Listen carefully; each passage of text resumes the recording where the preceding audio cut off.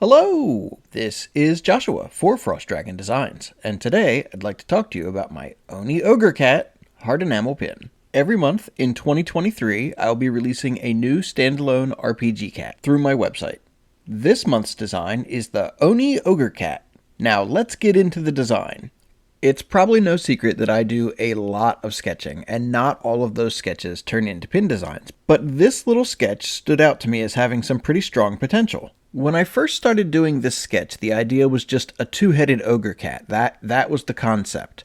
But then I decided that I wanted them to have a club, and then I thought, well, if we're going to have a club, maybe we could have it be like a tetsubo or like a kanabo. These are both Japanese club weapons, both have studs along them. And that got me thinking, wasn't there Japanese folklore of like demons or ogres or something that used big clubs like that? And sure enough, I went and did a little bit of research, and it turns out that there's a particular type of oni, Japanese demon or ogre, that typically would use a tetsubo or a kanabo. Oni typically are very, very strong, and they have like thunder type powers, thunder and lightning.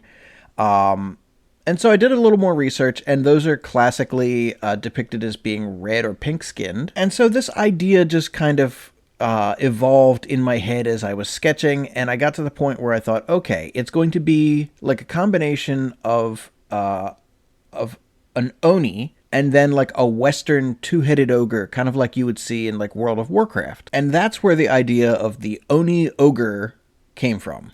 And of course, because this is in the Black Cat RPG universe, it is an Oni Ogre cat. For a little while, I tried out the idea of him kind of dual-wielding two of these big, massive clubs.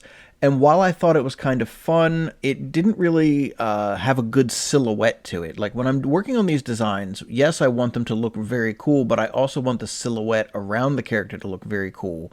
And when he had them up like that over his shoulders, it just kind of felt blocky.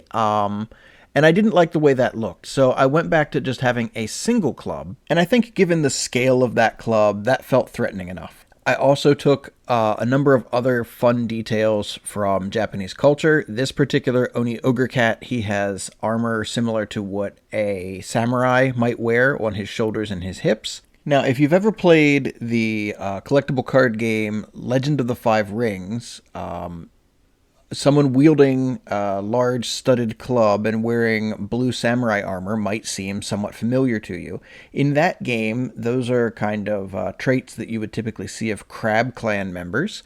And the reason that that kind of crept in here, I think, is because I used to do artwork for Legend of the Five Rings. And so I was very familiar with their style guides as far as, which characters can face which directions, what type of weapons they can have.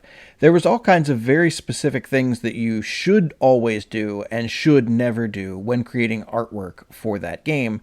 And it just felt right to me to have blue armor with the tetsubo, and I think that's because that was something that I was very used to doing.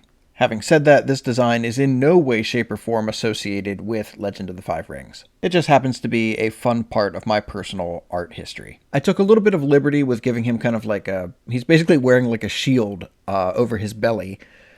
So that's not particularly Japanese in inspiration. But the tiger skin loincloth is actually directly tied to several folklore pieces that I read about Oni, where they would typically be wearing tiger skins. Although I think a lot of times they wore them kind of like cloaks or capes. But I figured if a tiger skin is associated with an Oni, I could use it as like a tiger skin loincloth and still tie in that mythology that inspired this design. The core idea for this came together pretty cleanly, but I think where I started to struggle was with details. I had it in my head that because Oni tend to have lightning and thunder powers, that I really wanted to have some sort of lightning effect on his weapon. And I tried several times to have it be like lightning crackling around the weapon itself, and I was never satisfied with how that ended up looking. I ended up representing thunder with that kind of starburst kind of thing that's happening near the top of the club. I'm not even really sure what that is, other than it is my attempt at representing thunder type powers with this character. But as far as what that literally is supposed to be in the Black Cap RPG universe, I'm not really sure. Is that a spell? Is it just, a representation? I'm not sure. I like the way it looks, though. I think it looks cool. And that's really what matters with a pin design, I suppose, at the very end of the day. I'm also really glad that I ended up making their hair that off-white color instead of having it be white. Since this is like a creature type character, having stark white hair probably would have presented a bit too clean of an appearance. Having it be this shade of off-white, I just think it ends up lending a little bit of an almost like a visual texture. It makes he's not perfectly clean. Maybe that's just the color. Maybe they're a little dirty. I don't know. It just makes them seem like they're tougher to have the off-white hair as opposed to the white. And I gave it to them on their forearms. They've got it on their head. The one's got the little beard and mustache part, and the one of them gets chest hair. And overall, I think they just have this great, like, wild look about them. I also have to say I really love the eyebrows on the one. I don't know why, I just think that they're really fun looking. Overall, this design came together extremely well. It far exceeds my expectations based on the sketch that I had created. And that happens a lot of times, and I'm always just so happy when it happens, where I have an idea and I think it's great, and then like while I'm working on the actual pin design, it ends up being elevated multiple times beyond what I think my skill level really is.